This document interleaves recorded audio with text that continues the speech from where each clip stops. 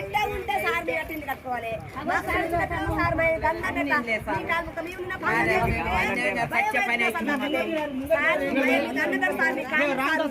నేను చెప్తున్నా సార్ మీ అట్లా కట్టుకోవాలి అంతే సార్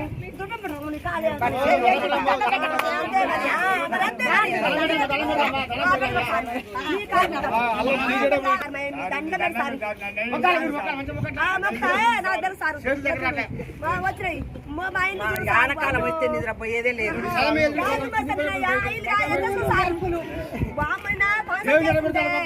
ఒక భయం కాదు సార్ మాకైతే సార్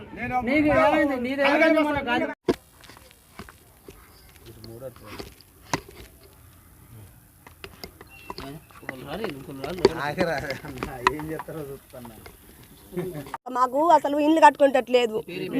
నా పేరు వెంకటమ్మ, మాది మేము పేట ఇన్నవా ఏసీ కాలనీ.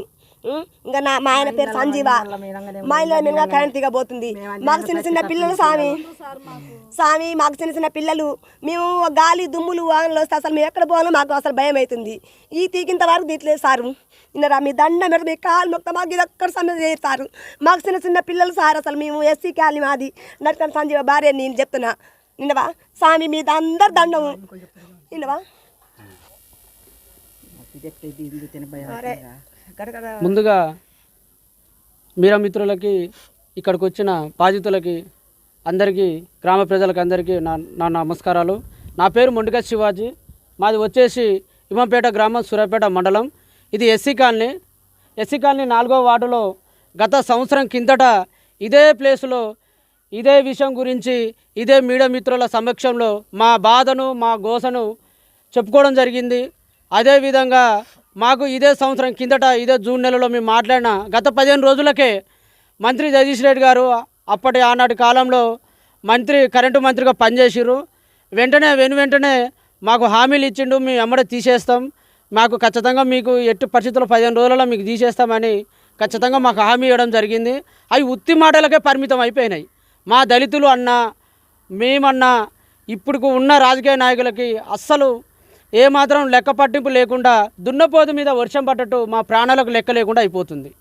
ఎలక్షన్లు వచ్చినప్పుడు వచ్చి హామీలు ఇవ్వడం, ఎలక్షన్లు అయిపోగానే అసలు మమ్మల్ని పట్టించుకోకపోవడం. వాస్తవానికి ఈ తీగ చూడండి, 11 kV తీగ. వాస్తవానికి ఆ తీగ కాక తెగి ఇళ్ళ మీద పడితే 30 కుటుంబాలు దాదాపుగా 90 మంది సజీవ దహనం అవ్వడం పక్కా. దరిద్రం కొద్దీ ఎంతమంది చనిపోతారు? ఏ ప్రభుత్వం మాకు ఆదుకుంటుంది? ఎవరు బాధ్యత? అప్పట్లో హామీలు ఇవ్వడమే కాదు, నెరవేర్చడం కూడా తెలవాలి. ఇక్కడ స్థానిక నాయకులు హామీలు ఇచ్చారు, మా నాయకుడు చేస్తాడని మమ్మల్ని పని చేయకుండా చేశారు. గతంలో మా గోస చూసి మా తెలంగాణ బీజేపీ రాష్ట్ర ఉపాధ్యక్షులు సంకినేని గారు ఇమ్మంపేట గ్రామానికి ఒక పని మీద వస్తే మా గోస చూడడానికి ఆయనను కూడా పిలిస్తే వచ్చి చూసిండు. చూసినాక ఏమైనది, నేను ఇస్తా, మీకు కావాల్సిన ఖర్చులకు పైసలు ఇస్తా, డిపాజిట్ చేస్తా, మీరు వచ్చి తీసుకోండి అని మా గ్రామ సర్పంచ్కి, కార్యదర్శులకు అందరికీ వివరించడం జరిగింది. దీన్ని కూడా రాజకీయం చేసి మేము ఆయన చేస్తే ఏడ పేరు వస్తుందో, మేము చేస్తే మాకు ఏడ పేరు దక్కుతుందో అనే దురబుద్ధ ఆలోచనతో ఏం చేసినారు, చివరికి ఆయన ఇవ్వకుండా చేసిరు, వీళ్ళు మాత్రం చేయకుండా చేసిరు. సగం పెట్టి మేనత్త అన్నట్టు. ఇది మాత్రం ఎట్టి పరిస్థితుల్లో మా ప్రాణాలతో చెలగాటం ఎట్టి పరిస్థితుల్లో సరిగాని పద్ధతి. ఇప్పటికైనా వెంటనే మా ప్రాణాలతో చెలగాటం ఆడకుండా మాకు ఈ కరెంట్ లైన్ అతి త్వరగా తొలగించాలి. వాన దుమ్ములు వస్తే మా పరిస్థితి చెప్పుకోలేని విధంగా ఉన్నది. గాలిదుమ్ము వస్తే ఒకరు మెరుపులు వచ్చి ఇళ్ళలో పడంగానే ముగ్గురు పిల్లల్ని వేసుకొని కంపెనీలు పోతుంది.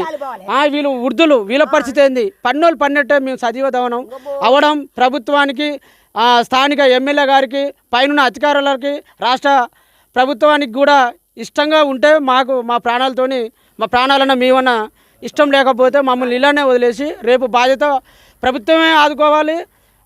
ఇప్పుడు ఇక్కడ ఉన్న స్థానిక ఎమ్మెల్యే ఆదుకోవాలని మేము డిమాండ్ చేస్తున్నాం. ఖచ్చితంగా మాకు ఎల్లవేళలా దయించి ఎవరిని ఉద్దేశించి మాట్లాడట్లేదు.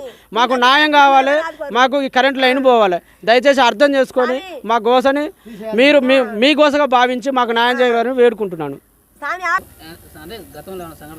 గతంలో ఇదే 11 kV సమస్య, ఇదే 11 kV ఒకసారి ఊడిపడి ఇక్కడే పశువులు, మూగజీవులు 2 ఎడ్లు చనిపోయినాయి. 1996 ఇదే జూన్ నెలలో గాలిదుమ్ములకి డబ్బకొట్టు ముంగటినే చనిపోయినాయి, 2 ఆవులు చనిపోయినాయి. మళ్ళీ అదే సంవత్సరం తిరగం ముందుకే చుట్టరిగ్గంగా ఒక అబ్బాయి వస్తే చుట్టరిగ్గంగా వచ్చిన అబ్బాయి కూడా అదే కరెంట్ తీగ విద్యుత్ శాఖకు గురయ్యి చనిపోయే స్థితికి వచ్చి తల్లిదండ్రులు గట్టోళ్ళు కాబట్టి ఆ పిల్లగాడు బతికించుకోవడం జరిగింది. ఆ తర్వాత ఇక్కడనే ఇదే ప్లేస్లో వైరు తీగ పడిపోతే స్థానిక అధికారులు ఇన్ఫర్మేషన్ ఇస్తే అప్పుడు మా ప్రాణాలు కాపాడుకోవడం జరిగింది. ఇట్లా ఎన్నో సంఘటనలు. ఏ రాత్రి ఎక్కడ ఏ సమస్య ఎట్లా వస్తుందో తెలియదు. ఈ విధంగా అయితే మా ప్రాణాలు మాత్రం అరచేతుల్లో గుప్పిట్లో పెట్టుకొని అయితే బతకడం జరుగుతుంది సార్. జగదీష్ రెడ్డి గారు హామీ ఇచ్చి ఎన్ని రోజులైంది మీకు? జగదీష్ రెడ్డి గారు హామీ ఇచ్చి ఇదే జూన్ నెలలో మాకు ఇదే 21వ తారీఖు నాడు మేము ఇదే ప్రెస్ మీట్ ముంగల మేము మా బాధను గోడించుకుంటే కరెక్ట్గా 3 రోజుల టైంలో మీకు హామీ ఇస్తున్నాం, మా కరెంట్ తీగలు తీపిచ్చే మా టీఆర్ఎస్ ప్రభుత్వాన్ని జగదీష్ రెడ్డి హామీ అని ఈ స్థానిక సర్పంచ్ ఎంపీటీసీ అప్పుడు స్థానిక నాయకులు మాకు హామీ ఇచ్చినాక మేము ఎవరైతే అయిందో మాకు పని కావాలని మేము సంతోషంగా భావించి మేము సైలెంట్గా ఉన్నాం. మాకు హామీ ఇచ్చి కూడా ఇదే జూన్ నెల వచ్చింది, సంవత్సరం అయింది. కదలికలు వచ్చినాయి, తంబాలు బాదిరు, అక్కడి నుంచి అక్కడి వరకు తంబాలు మారిరు, దిమ్మలు కూడా కట్టిరు, ఒక దిమ్మ కట్టిరు, ట్రాన్స్ఫారానికి దిమ్మలు కట్టిరు. ఆ దిమ్మలు కూడా కట్టడానికి ఆ బాధ్యతలు మేమే పోయి పనిచేసినాం. ఈయన పోయిండు అందరు పోయి దిమ్మలో పోయి నీళ్లు పోసుడైంది, దిమ్మలు కట్టుడైంది. చిన్న పని ఆ కరెంట్ తీగలు ఒక్కడ మార్పిడి చేయాలి. ఎందుకు నిర్లక్ష్యం అవుతుంది? ఈ నిర్లక్ష్యంతో ఎంతమంది ప్రాణాలు పోవాలి? ఇప్పుడు మీకు నిర్లక్ష్యంగా మీకు ఎన్నెన్నో ఇబ్బందులు ఉండొచ్చు, కానీ ఆ నిర్లక్ష్యం వల్ల 100 మంది సజీవ దహన సందర్భం వస్తుంది. ఆ రోజునప్పుడు ఎంత ప్రభుత్వం ఎంతమంది వచ్చినా దాని బాధ్యత మాత్రం ఎవ్వరు చెల్లించలేరు. అది అధికార దృష్టిలో పోయినాం. అధికార దృష్టికి తీసుకుపోయినాక మీడియా మిత్రులతోని సంప్రదింపులు అయినాక వాళ్ళ సహకారంతోనే మేము అన్నిట్లో వైరల్ అయినాకనే జగదీష్ రెడ్డి గారు మాకు హామీ ఇచ్చిండు, ఎమ్మడో స్పందించిండు.